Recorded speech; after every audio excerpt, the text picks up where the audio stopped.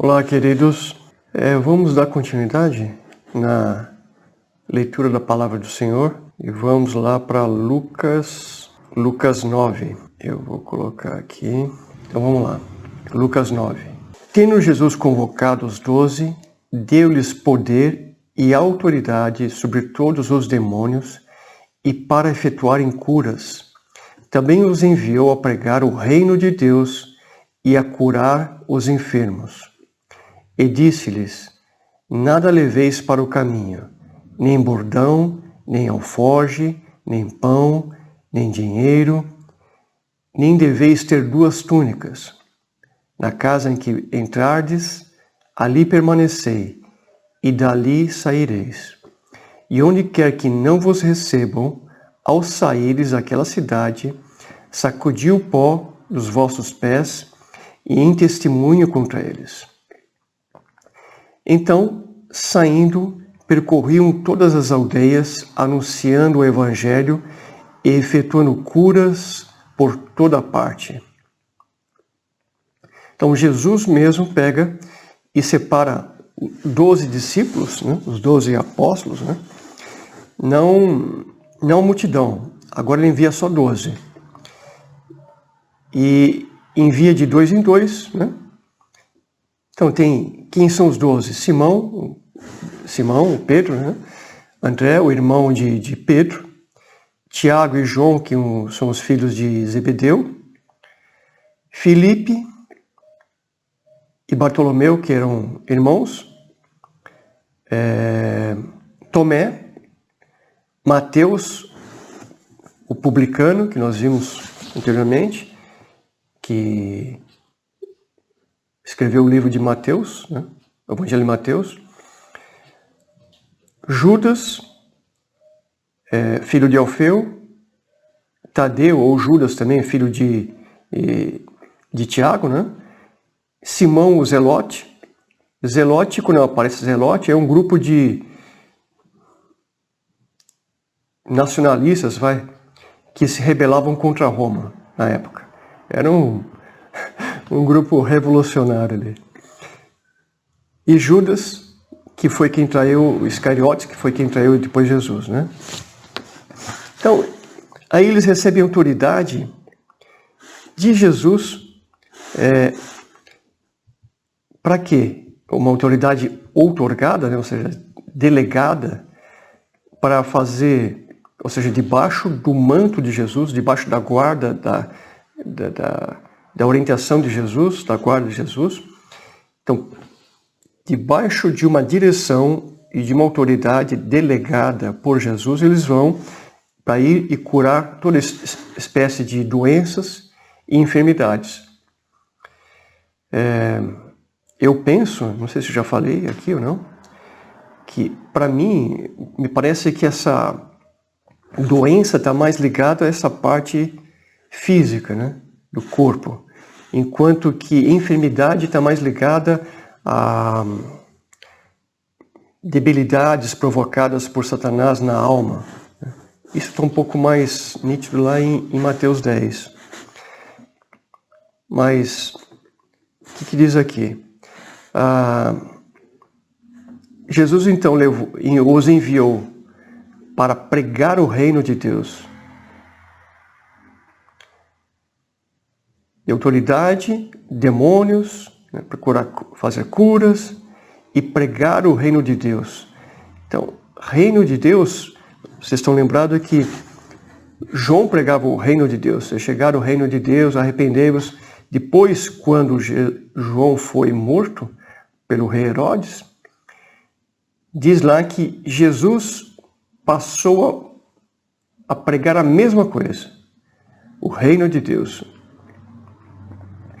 E agora ele envia os discípulos para irem e pregarem o reino de Deus.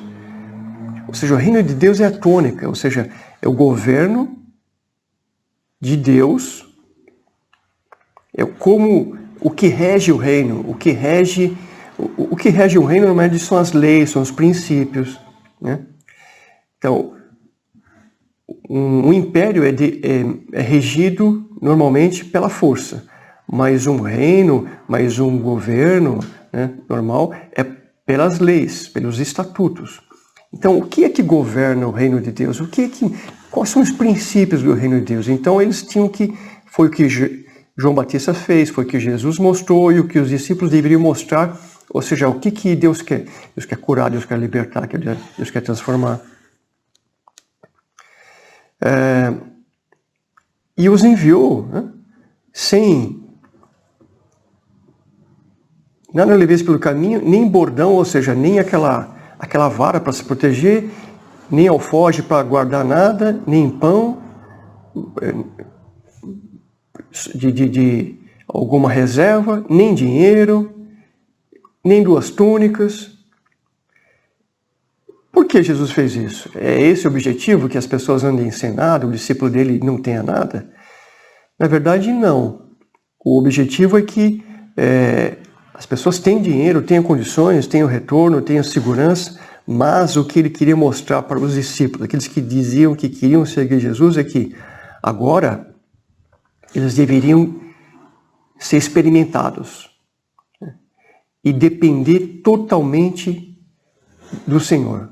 Sobre a palavra do Senhor, ele os enviou, né, orientou, e Jesus queria que eles experimentassem a total dependência da palavra de Deus, da palavra de Jesus. Se Jesus falou, eles podiam ir e estar tudo bem. Não só bem para expulsar demônios, não só bem para curar enfermos, mas também bem para serem supridos. Porque as coisas não se... materiais e espirituais são as mesmas coisas, não se distinguem. A vida cristã, o reino de Deus, é nascer de novo, uma nova vida, mas viver aqui no dia a dia, nas necessidades de qualquer pessoa. E eu, então, onde vos convidassem eles para entrar, julgassem que era adequado aquele lugar, era um lugar digno, então que ficassem ali e não saíssem dali. Até serem bem acomodados, mal acomodados, tendo o suficiente ou não, não importa. O objetivo é que foram acolhidos, deveriam respeitar e acatar aqueles que os acolheram. Continuando então aqui, versículo 7.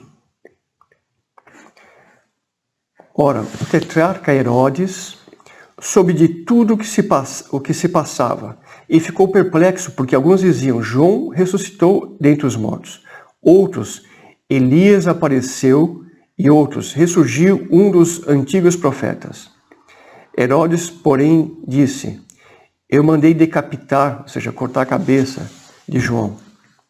Quem é, pois, este a respeito do qual tenho ouvido tais coisas? E se esforçava por vê-lo. Ou seja, se esforçava por ver a Jesus. Então, Herodes mandou matar João Batista, porque havia acusado, havia declarado o pecado dele, né? Então o que ele faz? Mata, prende João Batista, corta a cabeça de João Batista, e agora aparece alguém fazendo coisas incríveis, milagres espantosos, e ele quer saber quem é. Um homem usado pelo diabo, né? Como Herodes, um assassino, alguém perverso, que queria o quê? Queria espetáculo. Queria mais alguém para poder fazê-lo ser entretido como, né, os bobos da corte. Mas no caso, veja que mesmo depois, quando Jesus está diante de Herodes, ele começa a perguntar um monte de coisas para Jesus, Jesus se cala. Jesus não dá o gostinho do espetáculo para ele, de satisfazer os desejos da carne dele. Porque ele não tinha nenhum desejo de conhecer Jesus, de se converter, nada disso. O desejo dele era simplesmente de especulação. Então Jesus manda os 12. Os 12 vão, né, pregando o evangelho, né? Versículo 10. Ao regressarem, os apóstolos relatam a Jesus tudo o que tinham feito. E tendo-os consigo, e levando-os consigo, retirou-se à parte para uma cidade chamada Betsaida. Então eles chegaram, né, cansados para chuchu, de um monte de coisa de esforço físico, emocional, né, mental e tudo mais, e espiritual, expulsando demônios, curando enfermos, pregando o reino, falando, quando eu digo pregando o reino, olha, eu estou aqui, eu curei, mas foi Jesus que mandou curar. É pelo poder de Deus mandado por Jesus. Quem é Jesus? Jesus de Nazaré e assim por diante. Então, apontavam para Jesus e não para eles, né? Eles voltam cansados. O que Jesus faz? Né? Maravilhoso, né? Como ele sempre é. Pega-os, separa-os e leva para descansar um pouquinho. Só mas o dia começava a declinar, né? Mas as multidões, versículo 11, mas as multidões, ao saberem, seguiram-no. Então a multidão não deixou ele ir sozinho, eles irem sozinhos. Foi atrás.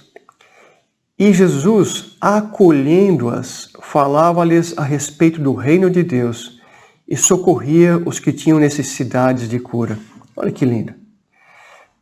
Cansado, exausto, Jesus sempre vai acolher, sempre vai receber aquele que tem uma necessidade. Pode ser multidão, pode ser o que for. Mas o dia começava a declinar, ou seja, começava a escurecer. Então se aproximaram os 12 e lhe disseram para Jesus, olha, despede, manda embora a multidão, para que indo às aldeias e campos circunvizinhos, se hospedem e achem alimento, pois estamos aqui num lugar deserto. Ele, porém, lhes disse, dai-lhes vós mesmos de comer. Responderam eles, não temos mais do que 5 pães e 2 peixes, salvo se nós mesmos formos comprar comida para todo esse povo. Porque estavam ali cerca de 5.000 homens. Então disse aos seus discípulos, fazei-os sentar-se em grupos de 50. Eles atenderam, acomodando a todos, e tomando os 5 pães e os 2 peixes, erguendo os olhos para o céu, os abençoou e partiu e deu aos discípulos para que os distribuíssem entre o povo. Todos comeram e se fartaram, e dos pedaços que ainda sobejaram foram recolhidos 12 cestos. Então, todos cansados, né? Jesus acolhendo as pessoas. Aí começa a escurecer, o dia ficou tarde. E os discípulos falam, olha, Senhor, melhor se mandar o pessoal embora, o povo embora, porque indo embora tem a chance de entrar em algum vilarejo, algum povoado, comprar comida, se hospedar em algum lugar. Estamos aqui no meio do deserto, não tem o que comer. Não tem o que comer. Mas então Jesus diz uma coisa assim, né? Por que despedir as multidões? Ele não falou assim, deixa que eu vou dar comida a eles. Ele não falou isso. Ele disse, dai-lhes vós mesmo de comer. Então, Jesus falou para eles, resolvam. Vocês não foram agora, curaram enfermos, expeliram demônios, fizeram sinais, prodígios. Faltou alguma coisa? Então, agora vocês têm a oportunidade de aprender um pouco mais. Está aí a multidão, faminta. Não da palavra agora, porque eu já saciei a palavra. Eu já os curei, já libertei, mas agora tem fome. Mas, Senhor, não temos nada na mão. A única coisa que tem aí são 5, pelo jeito já tinham visto, né? O que eles tinham. Tem aí 5 pães e 2 peixes. Mas, o que é isso diante dessa multidão aí? Jesus disse assim, não, vocês mesmos podem dar. O que é que você tem em mãos? A pergunta também fica para a gente, o que é que nós temos em mãos? O que nós temos? Não tem como fazer isso, não tem como cumprir a vontade de Deus, não tem como cumprir os planos de Deus, não tem como executar viver o reino de Deus. Não, tem sim. O que é que nós temos, irmãos? Deus só conta com aquilo que Ele já nos deu. Aquilo que nós temos é o suficiente para Ele. Tem uma frase que é antiga, né? Mas até hoje eu guardo no meu coração. Diz assim: o muito sem Deus é pouco demais, mas no pouco com Ele, muito se faz. O muito sem Deus é pouco demais, mas no pouco com Ele, muito se faz. Era uma letra de um cântico. Então, não tem alguma coisa, eu só tenho isso. Não tem nada de comum em Deus. Em Deus, em Jesus, nada é comum. Não tem nada assim que não seja especial. Tudo é especial. Nós somos especiais. O que Ele nos deu é especial. Não há nada vulgar nele, não há nada que seja desapercebido.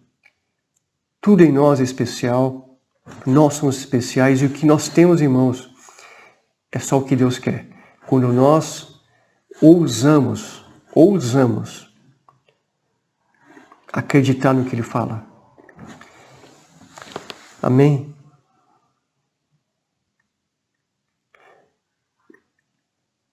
Então Jesus pegou, orou, obviamente, deu graças. Interessante isso. Eu fico imaginando como devia ser.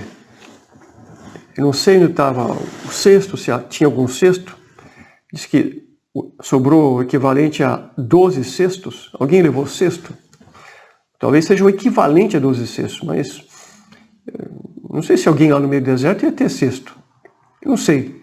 Não sei onde juntaram, onde guardaram esses pães, mas Jesus orientou que se juntasse de 50 e 50. Por que de 50 e 50? Para que depois as pessoas pudessem ser contadas, para saber ali que tinha mais de 5.000 homens, fora mulheres e crianças. Infelizmente, naquela época, né, não se dava muito valor às mulheres e crianças. Então, mas o fato é que juntaram. Então pegava e acabava de pegar, e a hora que passava para alguém, é como se eu olhasse para dentro, é como se tivesse sempre. Até que acabaram as pessoas. Todo mundo ficou satisfeito, saciado. Então o pão pode parar. O peixe pode parar. Isso é lindo, incrível. E aliás, veja que nas coisas de Deus nunca é só o suficiente. Sobra. É sempre o mais que o suficiente. Deus é exagerado em abençoar. Continuando então, né? 18. Estando ele orando à parte, achavam-se presentes os discípulos, a quem perguntou: quem dizem as multidões que sou eu? Ou eu sou? Responderam eles: João Batista. Ou seja, as multidões dizem que Jesus era João Batista. Outros, Elias, era o profeta. Né? E ainda outros dizem, Elias, e ainda outros dizem que ressurgiu um dos antigos profetas. Então, o que o povo diz? O povo diz isso. Mas então Jesus volta para os discípulos e diz: mas vós, perguntou ele, quem dizeis que eu sou? Então falou Pedro e disse: és o Cristo de Deus. Ele, porém, advertindo-os, mandou que a ninguém declarassem tal coisa, dizendo: é necessário que o Filho do Homem sofra muitas coisas, seja rejeitado pelos anciãos, pelos principais sacerdotes e pelos escribas, seja morto e no terceiro dia ressuscite. Então, o que Jesus está dizendo aqui? Jesus está dizendo que ele pergunta quem eles pensam que a multidão disse que Jesus é, e depois pergunta para eles. E quando Pedro, né, sempre Pedro, porta-voz ou entusiasmado sempre no grupo. Olha, o Senhor é o Cristo, ou seja, o Messias, o Redentor. Isso é uma revelação de Deus. Ele diz assim, olha, não conta isso para ninguém, fica entre vocês. Tá? Guarda isso, porque essa revelação tem que ser natural para as pessoas. Até aquele momento, até Jesus morrer e ressuscitar, isso não deveria ser explícito. Mas depois da ressurreição, aí sim, deveriam pregar o evangelho a toda criatura, né? E assim vai. Isso está em Marcos 14, Marcos 16. Então Jesus já começa dizendo lá, olha, é necessário que o Filho do Homem, ou seja, ele, né, Jesus, o Deus revelado através do homem, né, o Filho do Homem, sofra muitas coisas, seja rejeitado pelos anciãos, pelos principais sacerdotes, pelos escribas. Então, as pessoas mais importantes da religião judaica, elas todas rejeitariam Jesus. É necessário. Então, não tem jeito. Vai ter que acontecer para que o reino de Deus seja implementado, implantado. O Filho do Homem, eu vou ter que ser entregue, rejeitado por esses escribas, fariseus e anciãos. Vou ter que ser morto, mas ao terceiro dia eu vou ressuscitar. Olha, Jesus está dizendo que ele vai ressuscitar ao terceiro dia, mas muitos nem entenderam ainda, óbvio.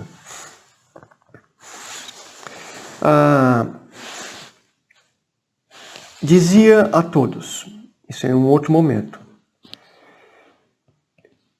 se alguém quer vir após mim, a si mesmo se negue, dia a dia tome sua cruz e siga-me.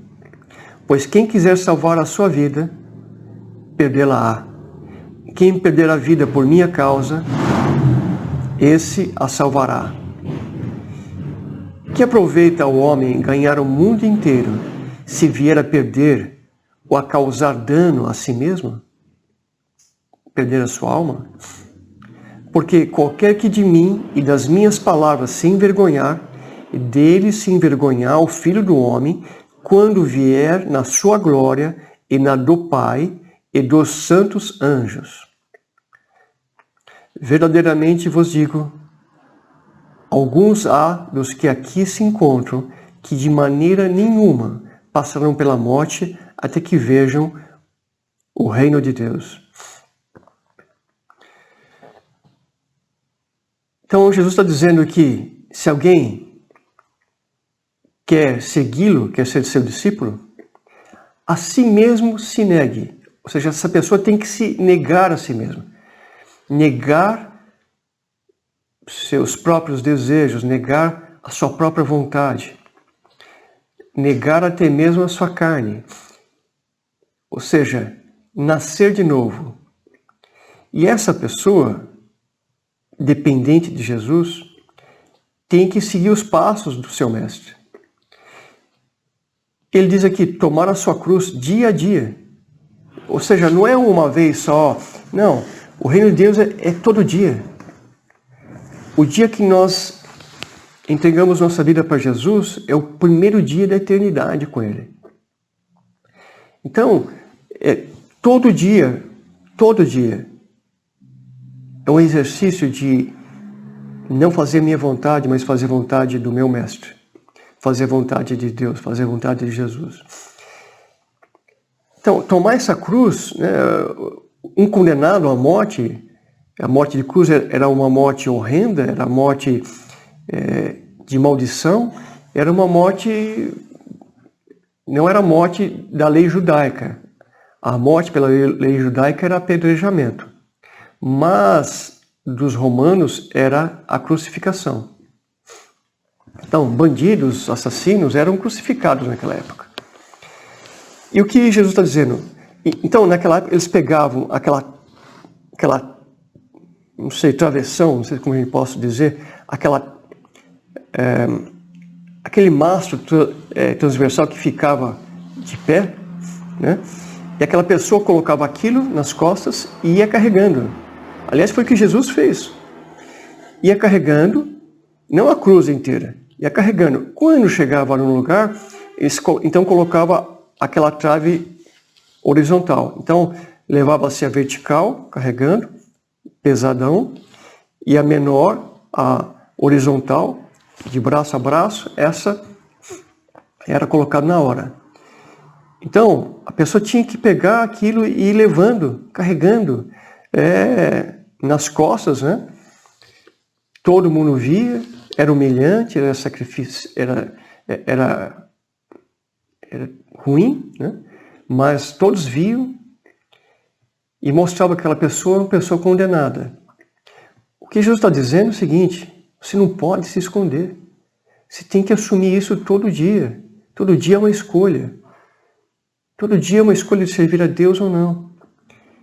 Um discípulo não é aquele que um dia foi numa igreja, levantou a mão e aceitou Jesus e depois voltou para a própria vida. Isso não é discípulo. Isso, nem sei o que é isso. O que discípulo de Jesus é outra coisa. Discípulo de Jesus é aquele que pega e segue os passos dele. E tal qual ele fez, todo dia é uma escolha de servir a Deus ou não servir a Deus. Servir as suas próprias opiniões e desejos ou servir a vontade, a opinião, o desejo do Pai. Mas o que ele diz aqui também, né, no finalzinho, é que quem se envergonhar de Jesus, da cruz de Jesus, vai ser rejeitado. Mas aquele que não se envergonhar do Filho do Homem, de Jesus, vai receber glória, vai ser glorificado por quem? Pelo próprio Pai. Talvez você não seja glorificado ou honrado pelas pessoas, mas vai ser por Deus. Eu prefiro ser por Deus. Verdadeiramente vos digo, alguns há dos que aqui se encontram, que de maneira nenhuma passarão pela morte, até que vejam o reino de Deus. O que Jesus está dizendo? O que eu entendo é o seguinte, até aquele momento, Jesus não havia morrido e ressuscitado. Com a morte e ressurreição de Jesus, estaria completo essa primeira fase, né, da lei e dos profetas, e o reino de Deus seria implementado, viria para os homens. O reino de Deus só veio e se manifestou completamente depois, né, quando Jesus morreu na cruz, nos redimiu e ressuscitou. Porque se tivesse ficado morto, não servia para nada. Mas ele ressuscitou. E juntamente com ele nos deu vida. Então, Jesus está dizendo, olha, muitos que estão aqui não vão morrer antes de que isso aconteça. Vão ver sim. Vão ver o que vai acontecer. Vão ver o reino de Deus vindo. Então, aquele que... Quando a pessoa nasce de novo, ela vê o reino de Deus. Né? E se ela continuar vivendo, né, levando a cruz, ela vai entrar no reino de Deus. Então, quando eu entrego a vida para Jesus, eu vejo o reino, eu vejo um vislumbre. Mas quando eu entrego a minha vida, eu continuo vivendo de modo bonito, né, diante do Senhor, com certeza eu vou entrar na plenitude do reino de Deus. Não só o reino de Deus manifestado na terra, mas na plenitude do reino de Deus manifestado nos céus, na eternidade. Versículo 28. Versículo 28. Cerca de 8 dias depois de proferidas estas palavras, tomando consigo a Pedro, João e Tiago, subiu ao monte com o propósito de orar. Lembra? Quem foi lá na casa do chefe da sinagoga orar pela menininha que estava morta? Pedro, João e Tiago, os três mais próximos de Jesus. Então, Jesus foi para o monte orar e dessa vez falou assim, vem comigo. Deixou os outros 9 lá e levou 3 só. E os 3 foram com ele e Jesus foi para orar. Né? E aconteceu que, enquanto ele orava, ele não foi para outras coisas, mas foi para orar. E enquanto orava, veja, quando a gente está buscando as coisas de Deus, os milagres acontecem, as maravilhas acontecem. A aparência do seu rosto se transfigurou e as suas vestes resplandeceram de brancura. Então, enquanto Jesus estava orando, o rosto dele ficou como de um sol, brilhante como o sol. A roupa, que era uma roupa normal, ficou branca como a neve. Mas por que isso? Por causa de Jesus? Não, por causa dos 3. Para que ficasse como testemunho, para que eles crescem de verdade e não esmorecessem depois. Por quê? Porque eles seriam uma certa coluna na igreja. Então, Jesus queria fortalecê-los na fé. Então, para testemunho dos outros para os 3 e não porque Jesus precisava disso, isso aconteceu, se manifestou. Eis que 2 varões falavam com ele. Ou seja, 2 varões, 2 homens falavam com ele. Moisés e Elias, os quais apareceram em glória e falavam da sua partida. Então, olha o que está falando. Os quais apareciam em glória e falavam da sua partida, que ele estava para cumprir em Jerusalém. Então, o que Jesus está falando com os 2? Sobre a partida, a morte de Jesus em Jerusalém, logo em seguida. Estava falando para quem? Para Moisés e Elias. A gente vai explicar daqui a pouquinho. Pedro e seus companheiros achavam-se premidos de sono, mas, conservando-se acordados, viram a sua glória e os 2 varões que com ele estavam. Ao se retirarem esses de Jesus, disse-lhe Pedro: Mestre, bom é estarmos aqui. Então façamos 3 tendas. Uma será tua, outra de Moisés e outra de Elias. Não sabendo, porém, o que dizia. Enquanto assim falava, veio uma nuvem e os envolveu e encheram-se de medo e entraram ao entrarem na nuvem. E dela veio uma voz dizendo: Este é meu filho, meu eleito, a ele ouvi. Depois daquela voz achou-se Jesus sozinho. Eles calaram-se e naqueles dias a ninguém contaram coisa alguma do que tinham visto. Então, aqui mostra o quê? Moisés e Elias. Por que Moisés e Elias? Porque Moisés simbolizava as leis e Elias os profetas. Moisés e Elias. Então, Elias teve o seu corpo transladado. O corpo de Moisés não foi achado, o próprio anjo do Senhor o tomou. Né? E aqui eles aparecem. Então, por quê? Porque agora em Jesus, a lei e os profetas estavam terminando essa fase. A fase da lei, né? A dispensação da lei terminava com Jesus. Aliás, terminava com João Batista, o último profeta. Terminou com João Batista. E agora em Jesus, uma nova dispensação vai se manifestar. Dispensação da graça de Deus. Ou seja, a salvação não pela lei, mas a salvação pela graça. Não por obra de homens, mas por obras do próprio Senhor Jesus. Então, e quem aparece ali? Veio os 2. Falavam sobre o quê? Sobre a partida de Jesus. Deixa eu ver aqui uma coisa importante. Quando a pessoa morria no Velho Testamento, né, como descrito lá em, não sei se é Mateus, não sei, escrito no Evangelho,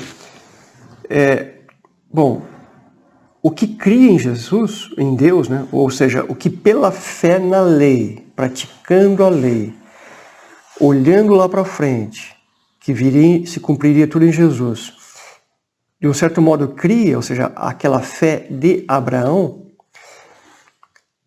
era tido como uma pessoa que estava indo para o seio de Abraão. Então havia um lugar, quando a pessoa morria, um lugar de espera, e esse lugar para os que criam é chamado seio de Abraão, ou paraíso. Seio de Abraão ou paraíso era o lugar de espera até os dias, até quando Jesus ressuscitou. Jesus foi o primeiro que ressuscitou. E quando ele ressuscitou, aí não vou entrar nesse detalhe agora, pregou, né, aqueles que já haviam morrido e estavam nesse lugar. E Jesus então está dizendo para eles, está conversando sobre o que aconteceria depois. Quando Jesus fosse tirado e depois quando Jesus ressuscitaria. É como se Jesus estivesse falando para eles, olha, se preparem. Preparem os que estão. Preparem-se para, do mesmo jeito que João Batista veio antes e preparou o caminho de Jesus, é como se ele estivesse falando, olha, vão e preparem, porque eu vou pregar a vocês. Jesus pregou a eles, né? Naqueles 3 dias que estava morto, né? Aqui na terra. Então, não é que os mortos vêm falar com as pessoas, tá? Os mortos não vêm falar. Os mortos não têm acesso. Morto não tem acesso. São demônios que se fazem parecer, espíritos familiares, né? Que se fazem parecer com tal... Não existe isso. Não creia nisso. Aqui é muito claro, tá? Aliás, Elias e Moisés não estavam mortos. Do mesmo jeito que Jesus disse que Deus não é Deus de mortos, mas de vivos. Então, Moisés e Elias, como Abraão, né, estavam vivos. Simplesmente aguardando no lugar, o paraíso, ou seio de Abraão, ou seja, junto a Abraão, as pessoas que creram, até mesmo através da lei, creram, né, nas promessas que Deus deu a Abraão. Mas, vamos lá. Aí então, aquilo tudo, ninguém pediu para Pedro falar, o cara não sabia o que falar e foi e falou, Senhor, é legal, estamos aqui, poxa, que bom, né? Vamos construir 3 tendas aqui, um para o Senhor, outro para Elias, outro para Moisés. E aí vem a nuvem e fala, olha, para com isso, Pedro. Esse é meu filho amado, esse é meu filho, meu eleito. A ele ouvir. Esqueça, não ouçam Pedro, ouçam Jesus. Pedrão, não tenho o que falar, tudo bem. Vamos continuar aqui? 37. No dia seguinte, ao descerem eles do monte, veio ao encontro de Jesus grande multidão. E eis que, dentre a multidão, surgiu um homem dizendo em alta voz, Mestre, suplico-te que vejas meu filho, porque é único, meu único filho.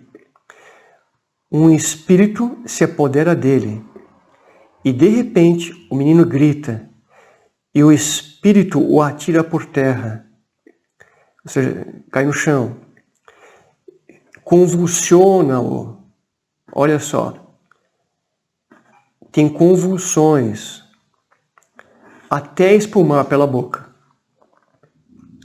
E dificilmente o deixa, o demônio não deixa, o espírito, ou seja, o demônio não deixa, raramente, depois de o ter quase que arrebentado ali, tanto oprimir, né? Roguei aos teus discípulos, rogou a quem? Aos 9 que tinham ficado.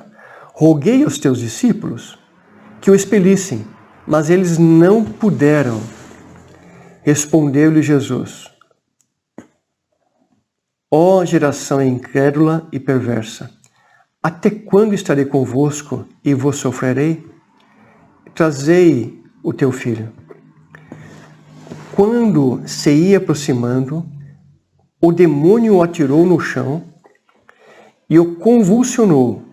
Mas Jesus repreendeu o espírito imundo, curou o menino e o entregou a seu pai. E todos ficaram maravilhados ante a majestade de Deus. Ao momento de subir o monte, como Jesus subiu, receber as coisas de Deus, e ao momento de descer o monte. E quando Jesus desce o monte, o que ele encontra lá?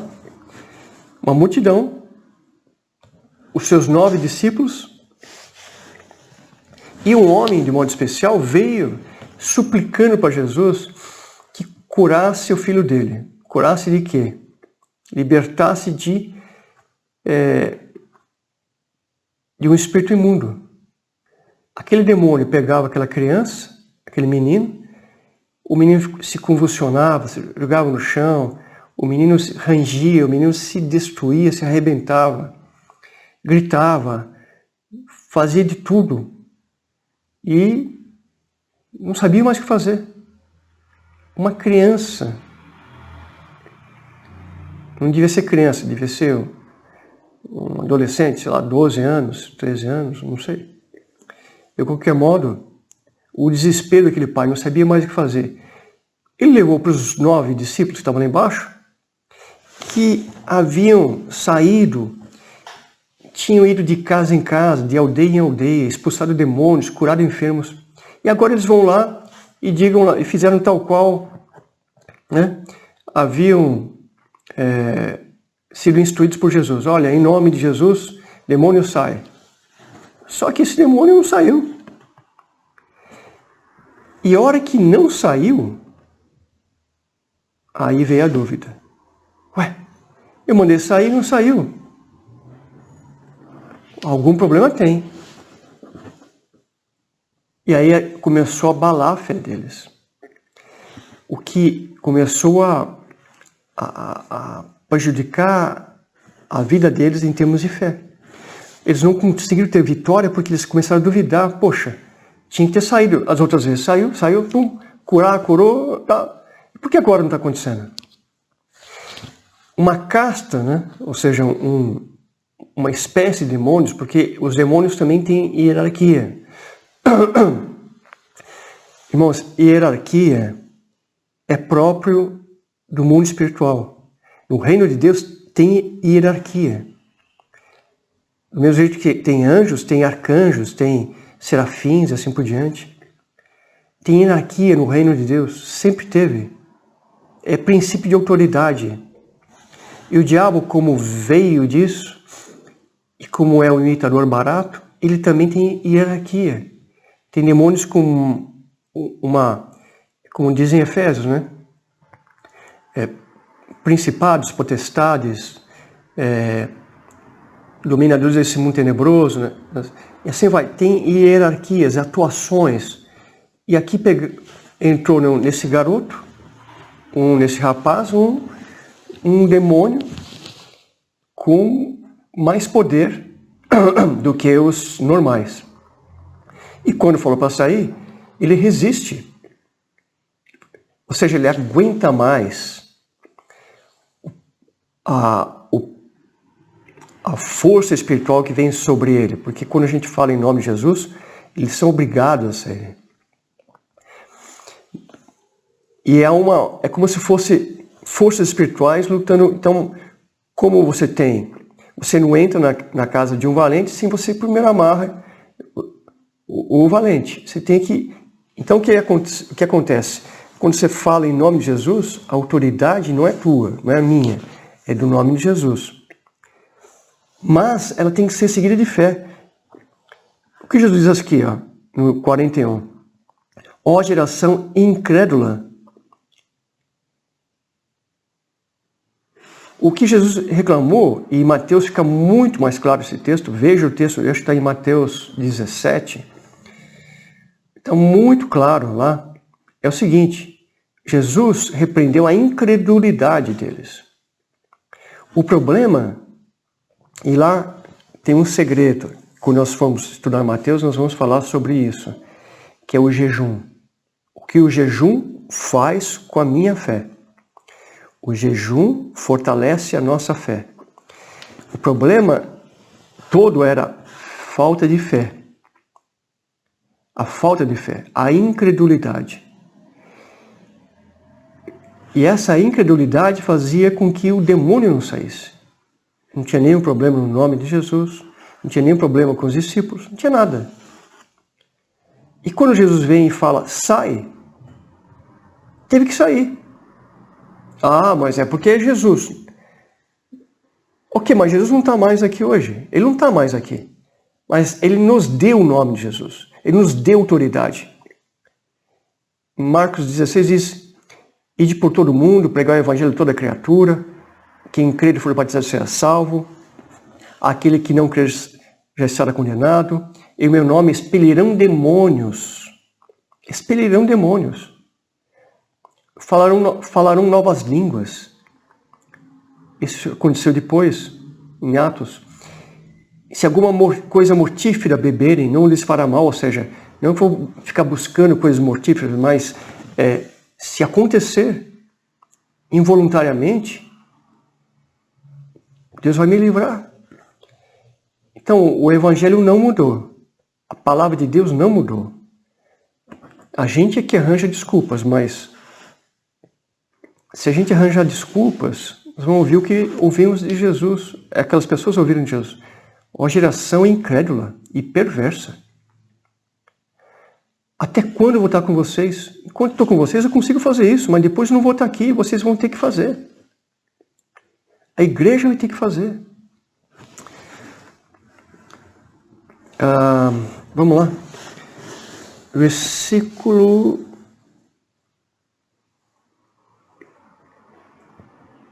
43. E todos ficaram maravilhados ante a majestade de Deus, como todos se maravilhassem de quanto Jesus fazia, disse aos seus discípulos, fixai nos vossos ouvidos as seguintes palavras.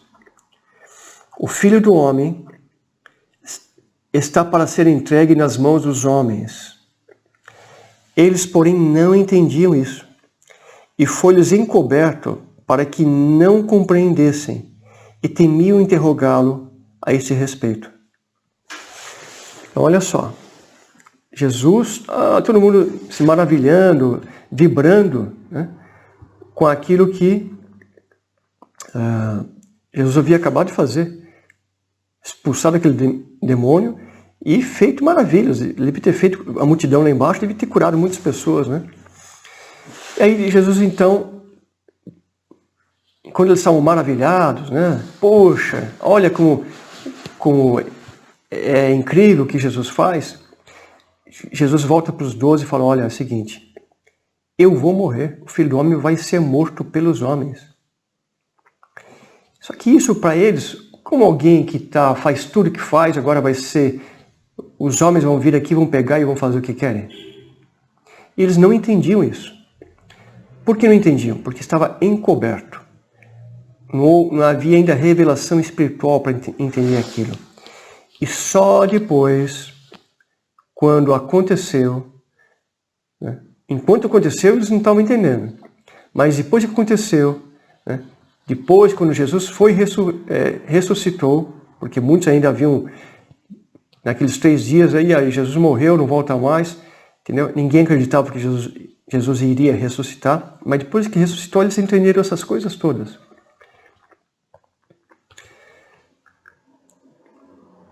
Continuando.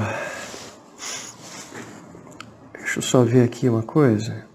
Levantou-se entre eles uma discussão sobre qual deles seria o maior no reino de Deus, né? Mas Jesus, sabendo o que se lhes passava no coração, então eles começaram a discutir entre eles, quem é maior?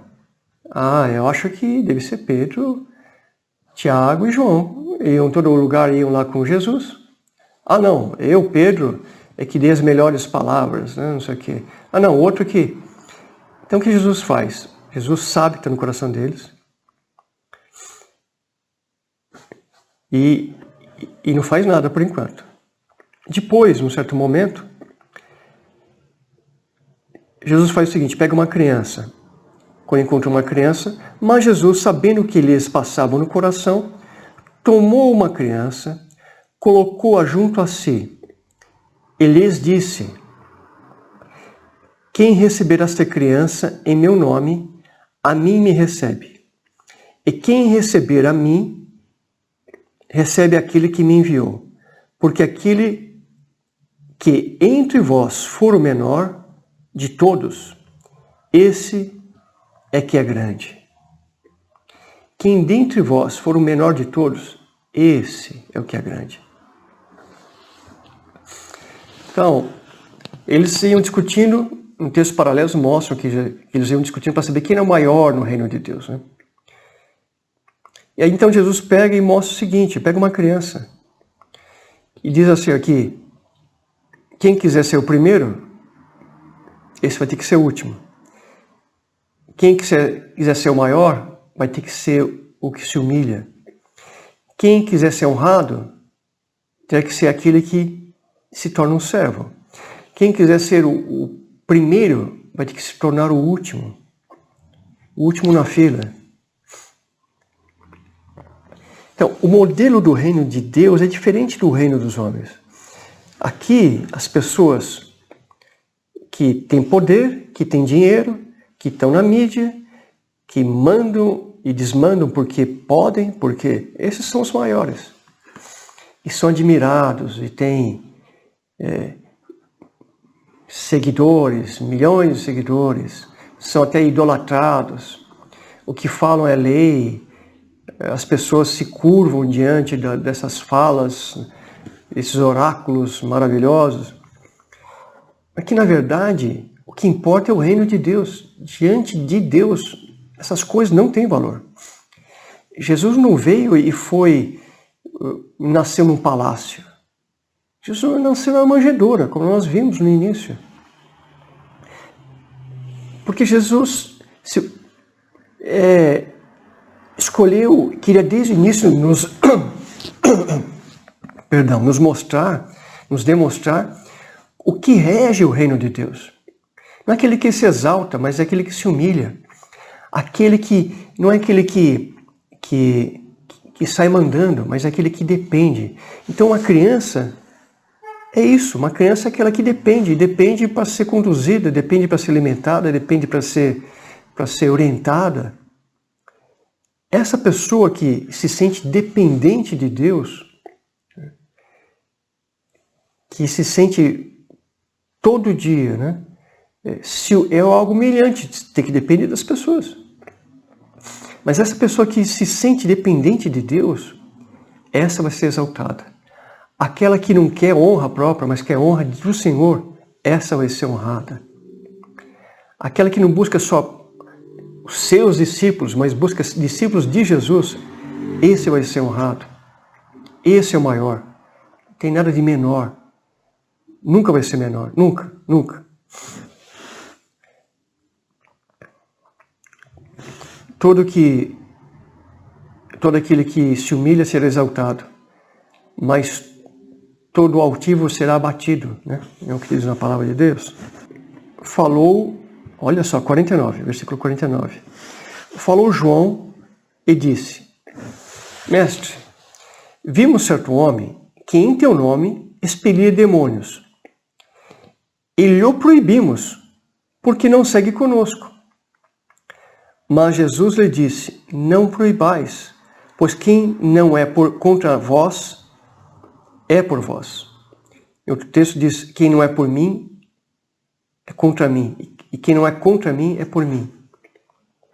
Então, mais uma vez, né, a soberba da vida se manifesta aí, no caso, nos apóstolos, que não haviam nascido de novo. A gente, às vezes, é muito duro em julgar eles. Mas tem que lembrar que eles até então não haviam nascido de novo, não haviam se convertido. Tanto que, em um certo momento, Jesus disse lá para Pedro, Pedro, quando você se converter... Né? Então, eles não haviam se convertido ainda. Por quê? Porque Jesus não havia morrido e ressuscitado. Então, eles amavam, mas estavam vivendo uma vida natural ainda. Uma vida boa, bonita, mas sem uma nova natureza. Então não dá para julgar essas pessoas, porque, poxa vida, quem somos nós? E eles, quando viram lá uma pessoa expulsando demônios e não andava com eles, não bastava ser discípulo. Tinha que ser o maior, como disse aqui atrás, né? E o maior é quem está com Jesus. Não está com a gente aqui, não serve. E o que Jesus mostra aqui é que eles queriam status, mas não é status que conta. É o que a pessoa está fazendo que conta.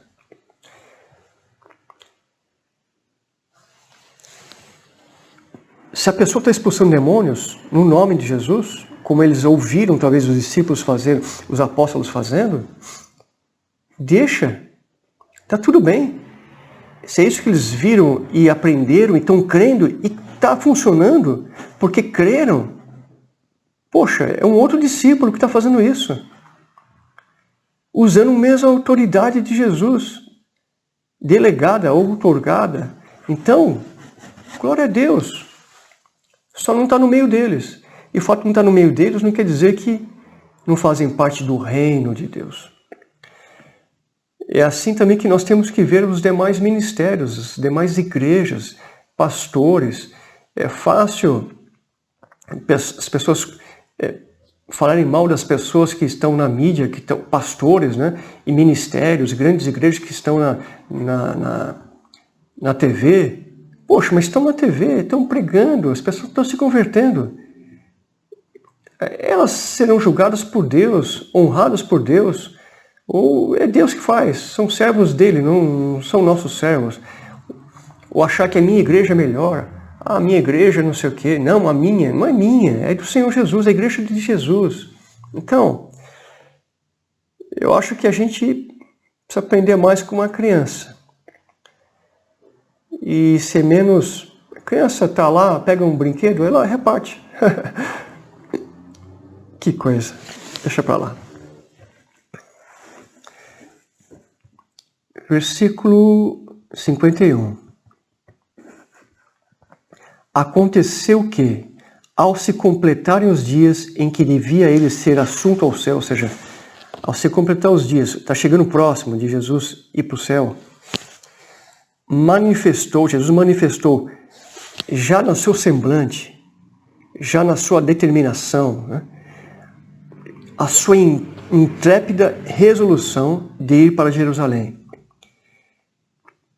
Um profeta não morre fora de Jerusalém, no Velho Testamento.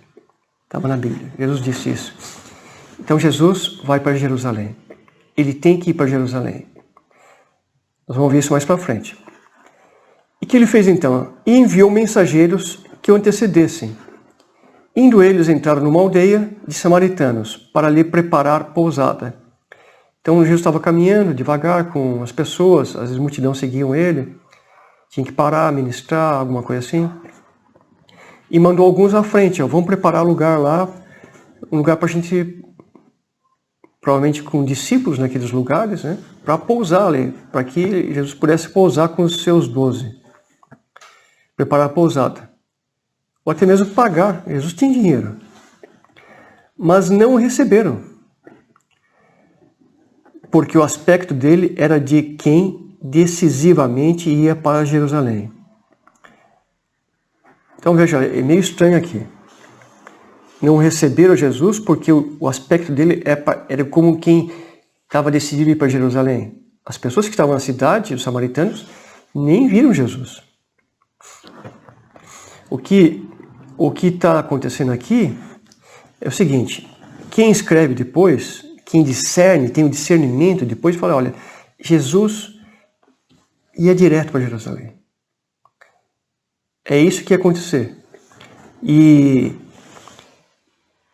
Mas o outro fato foi que os samaritanos, naquela aldeia especificamente, não quiseram saber de Jesus. Então, não quiseram dar pousada para Jesus. Então, olha só o que acontece. Vendo isto, os discípulos Tiago e João, os dois irmãos, os mesmos que estavam perguntando lá quem era o maior, não é? Tiago e João perguntaram: Senhor, né, queres que mandemos descer fogo do céu para os consumir? Olha só, olha só, estavam lá, ficaram com Jesus lá no monte, viram algumas coisas mais próximas. Ó, quer que eu mande fogo do céu aqui para consumir, para matar eles todos?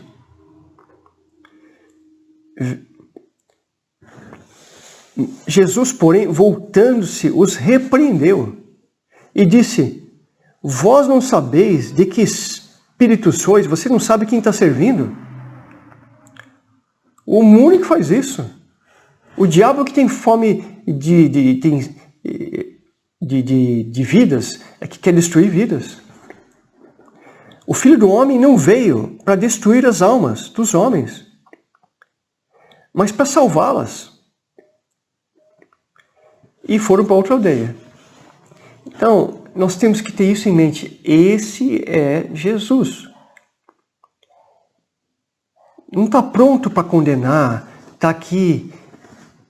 Porque a gente pergunta, mas, poxa, por que nós estamos passando esse tempo todo? Pessoas perversas, geração perversa, e nada acontece? Parece, as pessoas zombam de Deus e nada acontece. Rejeitam a Jesus e nada acontece. Rejeitam os filhos de Deus e nada acontece. Porque Deus não manda fogo. Porque Deus, irmãos, está dando tempo. Deus é benevolente. Está guardando o tempo para que as pessoas tenham tempo e se arrependam. Está tendo todas as oportunidades da vida para que as pessoas se arrependam.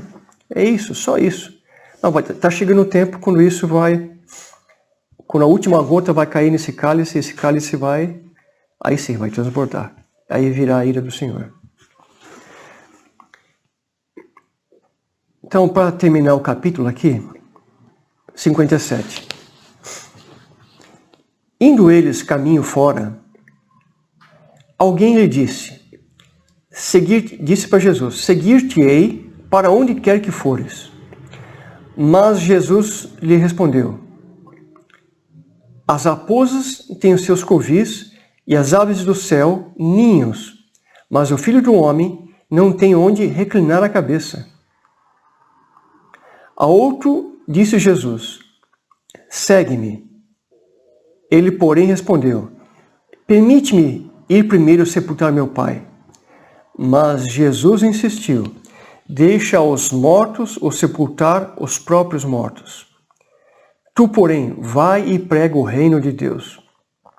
Outro lhe disse: seguir-te-ei, Senhor, mas deixa-me primeiro despedir-me dos de casa. Mas Jesus lhe replicou: ninguém que, tendo posto a mão no arado, olha para trás, é apto para o reino de Deus. Mas ninguém que, tendo posto a mão no arado, olha para trás, é apto para o reino de Deus. Então, vejam que aqui 3 pessoas, né, se apresentam a Jesus.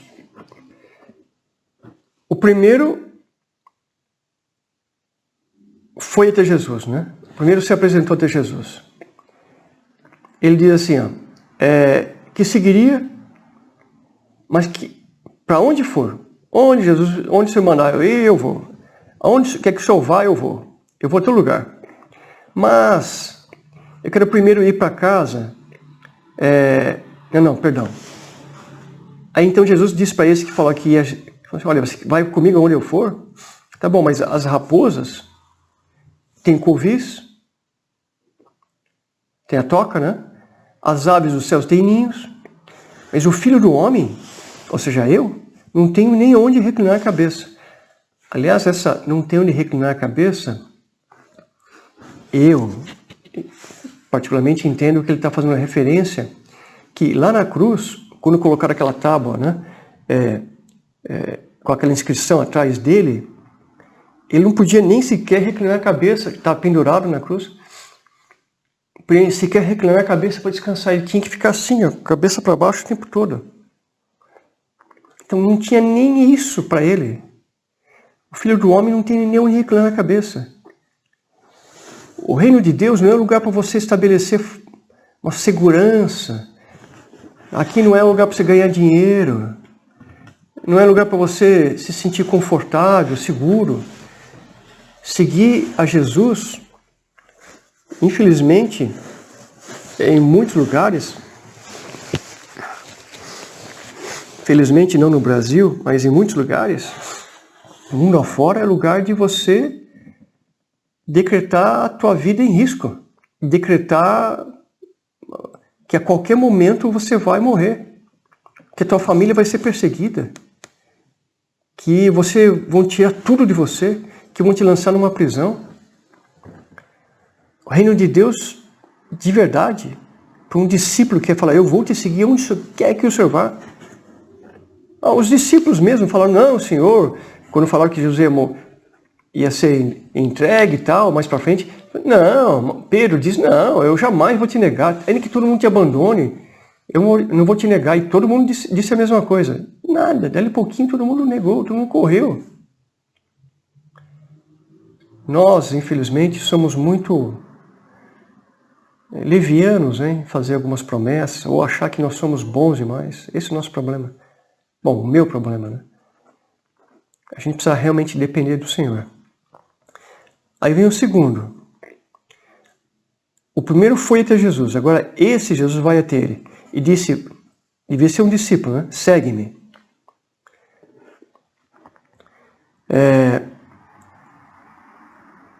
Aí o primeiro, essa segunda pessoa já diz o seguinte, ó. Permite-me ir primeiro sepultar meu pai.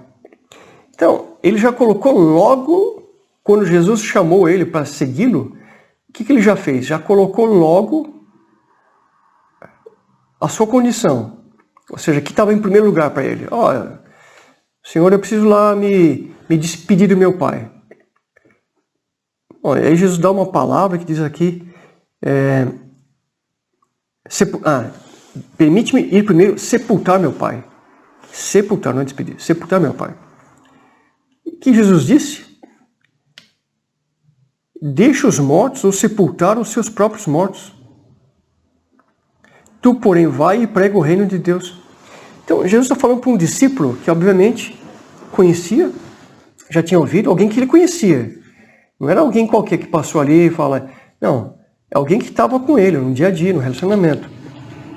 Não estou falando dos 12, estou falando de vários discípulos. Jesus tinha os 12, tinha os 3, né, discípulos, tinha os 12, tinha os 70, tinha os 300, e assim vai. Bom, tinha a multidão. O que ele está falando não é o seguinte, ó.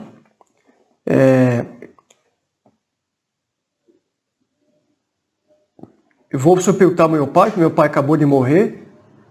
E Jesus disse para ele, não vai sepultar, não. O que estava dizendo é o seguinte, naquela época, é que essa expressão é deixa primeiro deixa meu pai morrer, meu pai já é velho. Depois que meu pai morrer, eu vou sepultá-lo. Depois que tiver tudo em ordem na minha casa, tal, aí eu vou seguir a Jesus. Então Jesus está dizendo o seguinte, ó, você está esperando tudo ficar certinho, as condições ficarem boas para você me seguir? Não. Vai, prega o reino de Deus. Então, o discípulo não espera as coisas estarem certinhas, nunca vai estar certinho, tudo vai estar perfeito, sabe, as condições normais de pressão e temperatura. Isso não existe, irmãos. No mundo passareis por tribulações. Promessa não é que não teria tribulação, é que promessa é tem de bom ânimo, porque eu venci o mundo, eu vou estar com você, acabou. Então aqui, o que está acontecendo, Jesus não está proibindo a pessoa de ir lá enterrar o pai porque acabou de morrer. O que Jesus está dizendo é o seguinte, ó, você quer esperar o teu pai até morrer, para que depois que ele morrer, depois que ele tiver sepultado, depois que você organizar todas as coisas na tua vida, depois que você organizar a tua agenda, aí você vai me seguir, não vai funcionar. Quer ser meu discípulo? Vai e prega o reino. Agora. Faz o que tem que ser feito. E o terceiro foi que disse lá,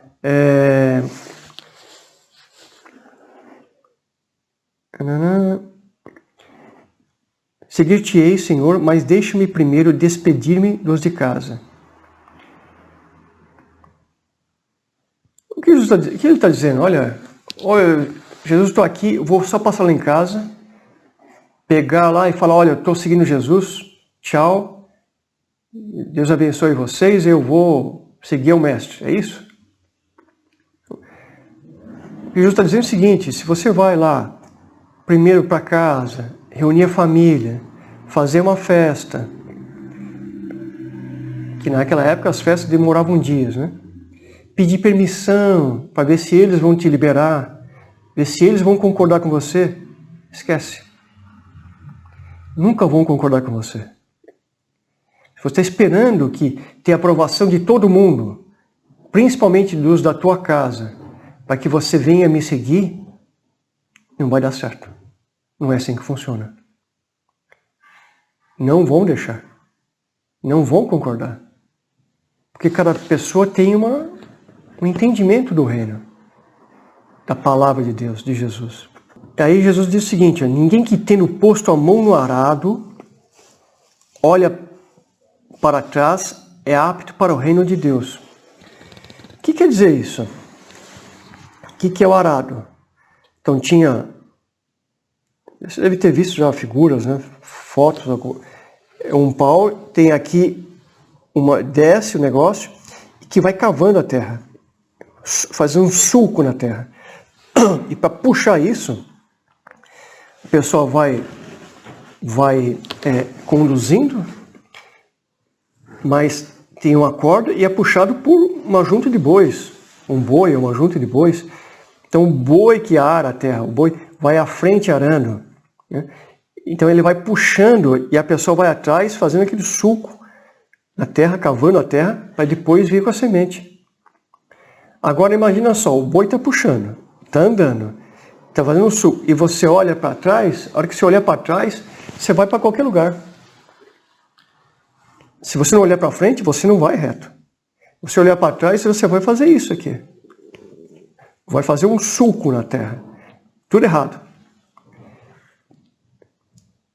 Então, quem põe a mão no arado e olha para trás, essa pessoa não é apta para o reino de Deus. O que ele está dizendo? Eu não posso pegar e ficar olhando para trás naquilo que estou deixando para trás. Tem um campo para ser semeado à frente.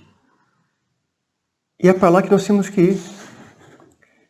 Esperar a aprovação de todo mundo, esperar que os seus amigos, que os seus parentes, que aqueles que você ama até, que te amam, te aprovem nisso, não vai acontecer. Não vai acontecer. Não vai acontecer. Jesus disse, não vai acontecer.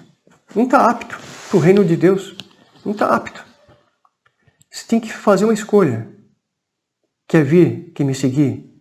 Então larga isso à parte. Olha para frente. Não veja o que você perdeu, porque o que você vai ganhar é muito maior do que aquilo que você está deixando, do que a aparente perda. O que você vai ganhar é muito maior. Amém? Vamos parar por aqui um pouquinho. Paramos em Lucas 9.